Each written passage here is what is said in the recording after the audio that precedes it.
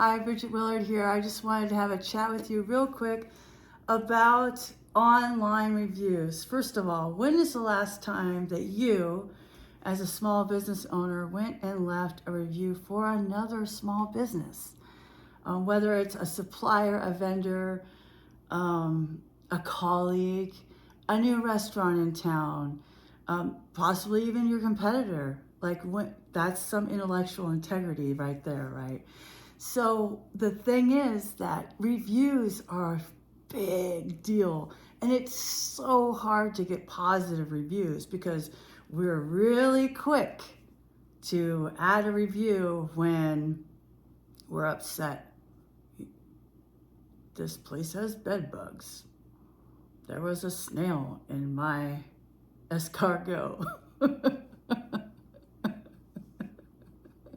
You know what I mean? Like something extreme. Or you have the 3-star Yelpers who wouldn't be happy if they won $1 million because you didn't give it to them in $20 bills.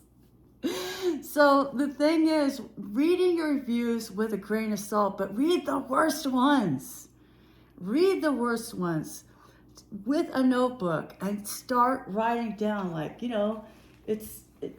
I have notebooks. I have several notebooks right here in my office to go. I got this one, says some people dream of success while others wake up and work hard at it, doing my best, whatever it takes. Have a book with you. I really like, people in all their notebooks, and this is from CVS. It's not that big of a deal. But one thing that's good about it is this, which means it lays flat. So it's small enough to be in your purse, briefcase, backpack, and you could just go, okay, so I would write down, for example, with a pen, I would take it down and be like, okay, what's the first thing in this bad review is rude, okay? Like that's a word that's being used. And then read through all the other reviews and just start tallying it up like you do domino score, 1, 2, 3, 4, 5. How many times did somebody say in your online reviews that that someone was rude or bad service or TV doesn't work or it's common with restaurants, right? Or in hospitality industry to have these, but there will be reviews written online. If you're big enough, maybe they're on Glassdoor. If you're in travel, it could be on Expedia, bookings.com, those kind of marketplaces. It could be a book, like the book that Warren and I wrote, the only online marketing book you need for your small business, which is on Amazon. And maybe once you get into the 2 to 3 stars range, maybe it's just lackluster. Where are the commonalities in those? So bad review people have distinct opinions. Good review people have distinct opinions. The people in the middle kind of get passed off like, well, they had ridiculous expectations. Here's where I am asking you to participate in your own business and your own business marketing. Is 10% of that true? 20%? 30%? How much of what that online review said is true? And if so, how much of that is in your control to fix it? For example, we manage expectations with the copy we put on our websites. This is why, for example, I have public-facing pricing that's transparent. It's right there on /pricing, bridgetwillard.com/price. You'll see my pricing. You'll see what it includes. I don't believe in this kind of shell game that a lot of marketers do. Well, it depends. Yeah, it depends. And you just add them all up. Of course I could do custom pricing, and I have, and I do. But what is that expectation when it comes to being a WordPress developer? What is it going to look like for them to work with you? What is your process? How do you bill?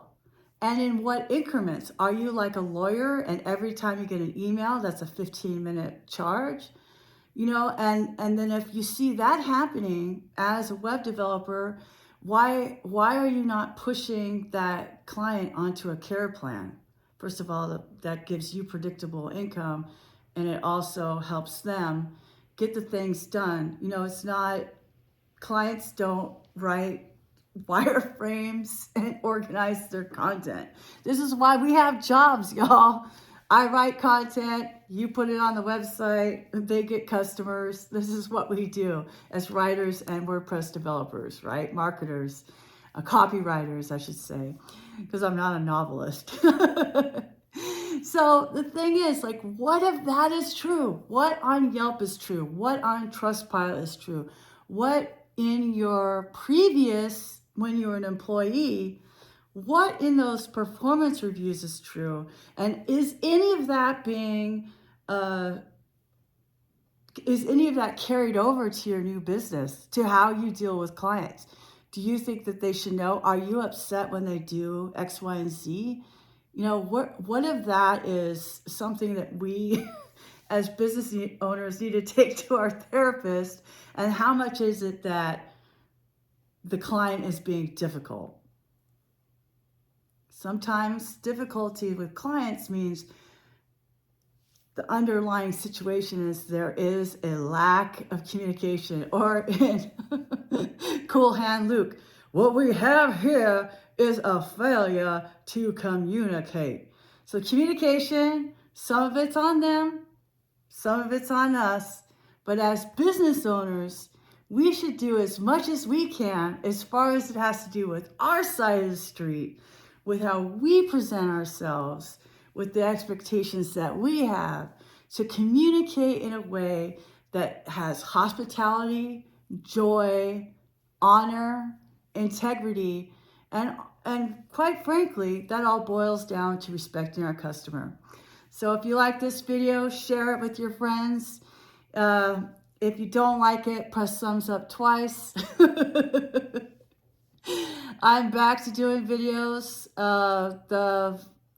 The farm partnership didn't work out. That's okay, because I tried and I love chickens. I can't wait to buy a house and have chickens. For now, I just have a cat. Where are you, cat? Meow, meow. There he is. So thanks for tuning in. Would love to answer any of your marketing questions. Drop me a line at hello@bridgetwiller.com. See you on the next one.